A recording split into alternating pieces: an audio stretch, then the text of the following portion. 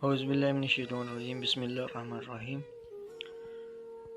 अस्सलाम वालेकुम सामीन, आज हम जिस मौजू पर बात कर रहे हैं कि शरबत बजूरी किस पौधे से बनाया जाता है और शरबत बजूरी के क्या फ़ायदे हैं। आज मैं आपको वो फ़वाइद बताऊंगा जो दूसरे डॉक्टर हकीम नहीं बताते। वीडियो शुरू करने से पहले आप लोगों से रिक्वेस्ट है कि चैनल को सब्सक्राइब करें, अगर वीडियो अच्छी लगे तो लाइक करें, और अगर कोई किसी बात की समझ ना आए तो कमेंट्स बॉक्स में कमेंट्स करें। और दूसरी बात, मैं आप लोगों के लिए नेक्स्ट वीडियो जो है ये शरबत मुकम्मल बना के आपको दिखाऊंगा कि कैसे आपने जो है पौधा, कौन से पौधे के हिस्सा लेना है, और वो भी मैं आपको दिखाऊंगा और उसको मुकम्मल जो है उसको बना के दिखाऊंगा इंशाअल्लाह।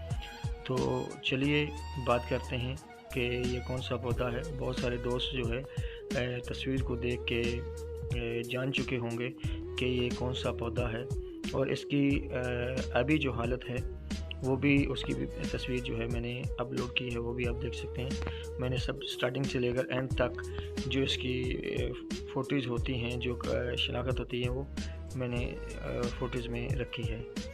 तो चल हम बात करते हैं कि इसके क्या फ़ायदे हैं। शरबत बजूरी कासनी पौधा होता है जो कि बरसीन में आम पाया जाता है, और आजकल इसकी जो है फसल, आजकल ये फसल में मिलता है और आजकल ही इसका शरबत बनाया जाता है। इसके बाद ये पूरा साल आपको नहीं मिलेगा।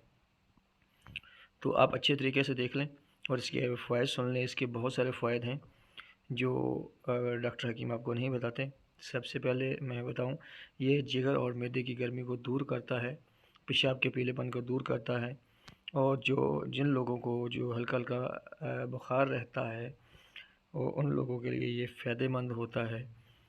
और जिन लोगों को, ख़ास तौर पे बच्चों को भूख नहीं लगती, भूख की कमी होती है, खून की कमी होती है, उनके लिए शरबत बजूरी बहुत मुफीद है। और इसके साथ सबसे जिनको पीला यरकान हो जाता है और पीले यरकान की वजह से अक्सर बुखार रहता है, ये पीले यरकान के लिए बहुत ज़्यादा मुफीद है।